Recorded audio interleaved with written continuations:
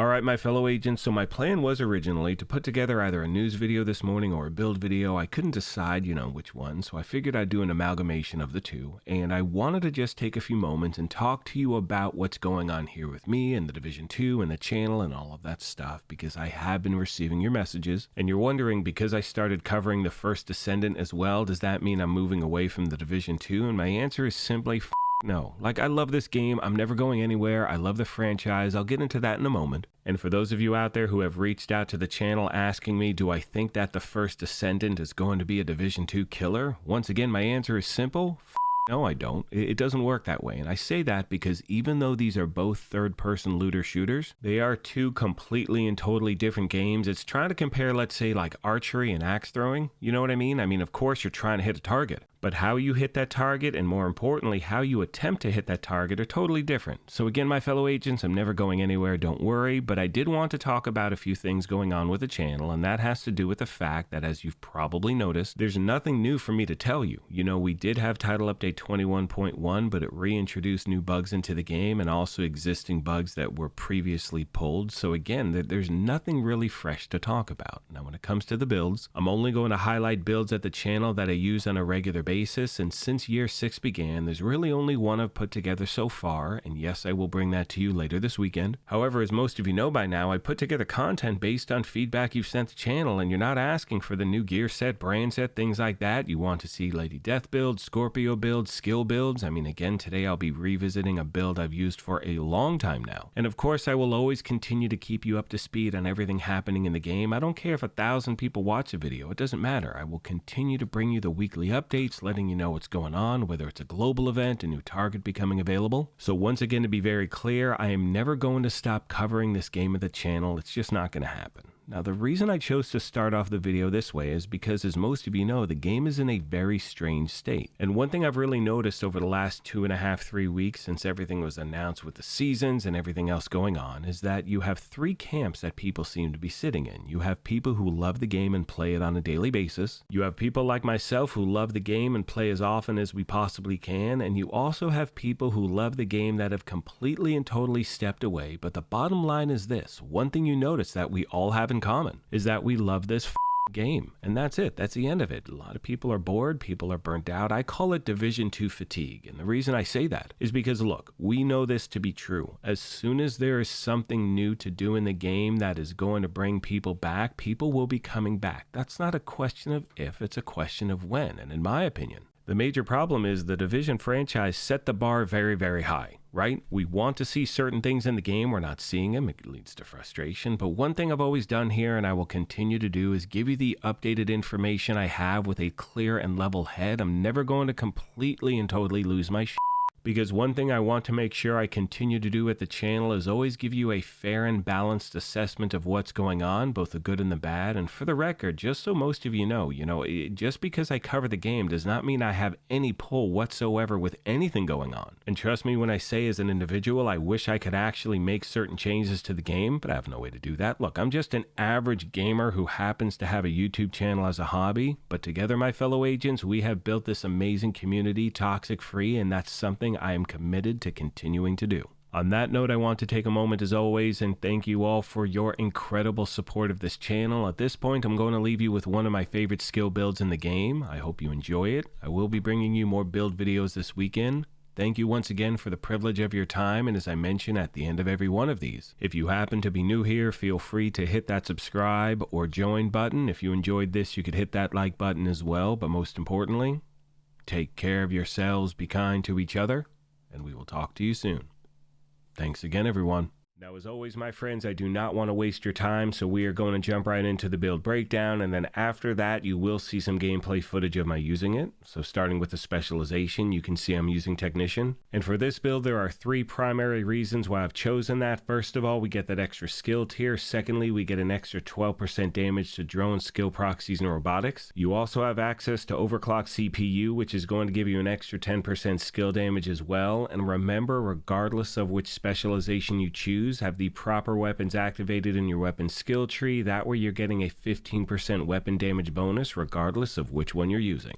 So when it comes to my weapons, I really kind of bounce between my primary and secondary depending on what's going on in the game. So we're going to go through both of them obviously really quick. So starting with the capacitor, this is easily one of the best exotics in the game. And that is because it has the talent capacitance where shooting enemies builds stacks to a cap of 40. Each stack grants 1.5% skill damage. And not only that, for each skill tier, you're going to gain an additional 7.5% weapon damage. So because I'm at skill tier 6, that's going to give me an extra 45% weapon damage right off the rip. Now, if you don't have this weapon, I recommend using the test subject. I think I have one in my inventory here. Hang on, let's check really quick. Yep, there we go. Perfect. So this weapon has the talent perfectly in sync, and with that talent, hitting an enemy grants 20% skill damage for 5 seconds. Using a non-shield skill or damaging an enemy with a skill grants 20% weapon damage for 5 seconds as well. And your damage increases are going to be doubled on your weapon damage and skill damage when both buffs are active at the same time, which is pretty much going to be running non-stop, which makes this one of the best talents to use in the game. Now that is going to take us to the secondary. It is the Harmony Rifle. It also has the talent perfectly in sync. And for those of you out there that have none of the weapons I just mentioned, use your favorite weapons, I don't care what they are, and just put the regular talent in sync on there. I can promise you that will still get the job done.